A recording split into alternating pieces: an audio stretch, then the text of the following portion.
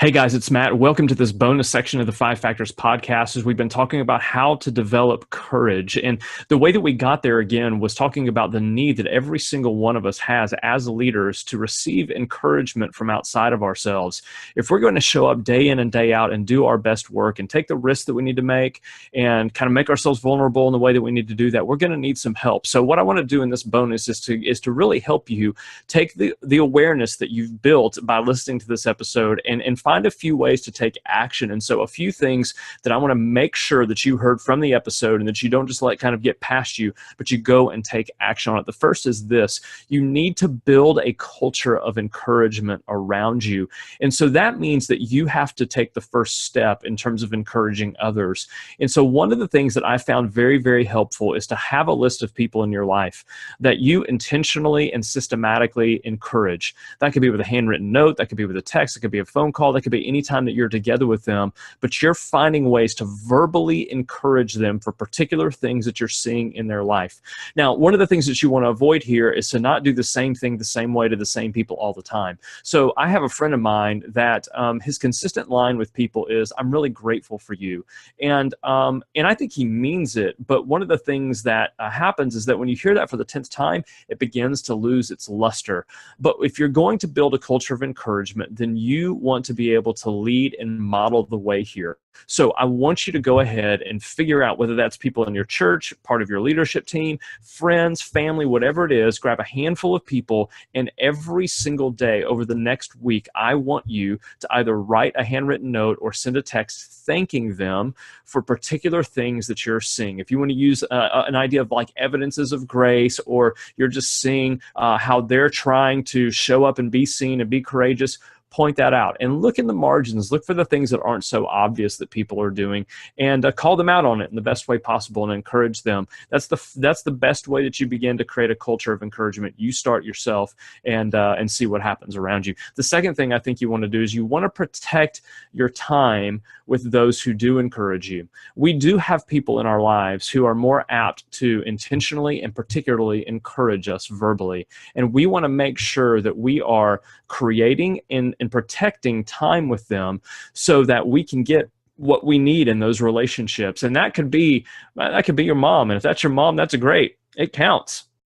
Your mom knows you better than anybody probably. And so to have her or your dad or somebody who's a long-term family member or friend or whoever it might be in your life, those people who give you courage, who embolden you, who help you get on your feet and keep on going, make sure you spend time around them. That could be time with your kids. You come home and your kids are just so happy to be around mom, to be around dad. And so if that's who it is, then make sure that you take time, protect that time with the people who encourage you the most. We talked a little bit about making sure you're able to articulate what you're feeling when you feel discouraged. And so that the thing that we have created with the feelings wheel is something that's incredibly helpful. And so I want you to continue to use tools like that to be able to allow you to be able to clearly articulate and manage your feelings. And so that's a critical component of this. And so make sure you do that as well. And then finally, I want to say this. A couple of warning signs that exist when you begin looking to others for courage and not to Jesus.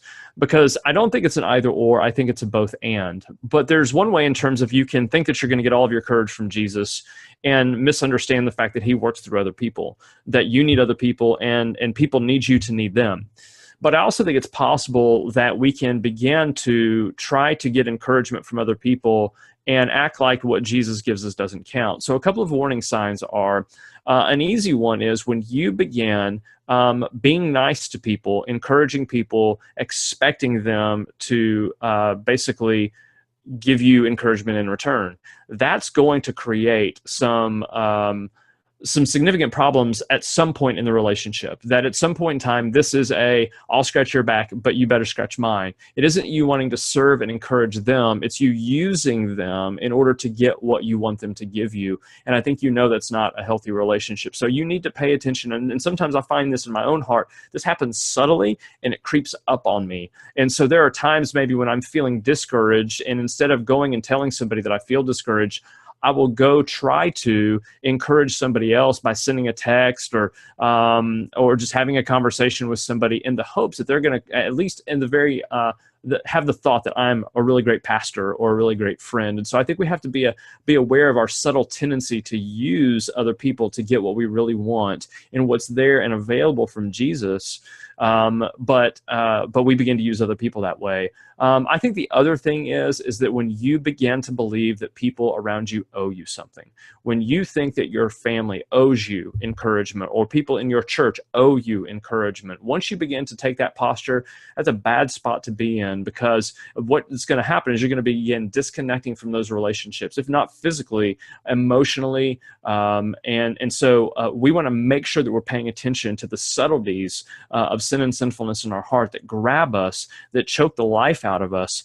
And it causes us to forget that even if there is a lack of verbal encouragement in your life right now, there is a God who has pursued you and has given you the scriptures to encourage you. And even beyond that, in the power of the Holy Spirit, I believe whatever you believe about the way in which God communicates to you with the scriptures, through other means that God communicates in ways that you clearly understand and experience and know cognitively that he loves you, and that begins to get into your heart. Pursue those things. Make sure that if you want to build a life of courage, you make sure that you spend time with the one person who will always encourage you and will never fail you. So that's a little bit, I just wanted to basically take what we talked about in the episode and take it to the next level. So I appreciate you taking the time, allowing us to serve you through Five Factors Coaching. If there's anything we can do, please go into the show notes and make sure that you are filling out that question form. Get a question to me and Tal. We want to do everything and anything we can to serve you and help you become everything that you want to be as a leader. It's our honor to help you thrive as a leader. And I look forward to seeing you on the next episode of the Five Factors Podcast.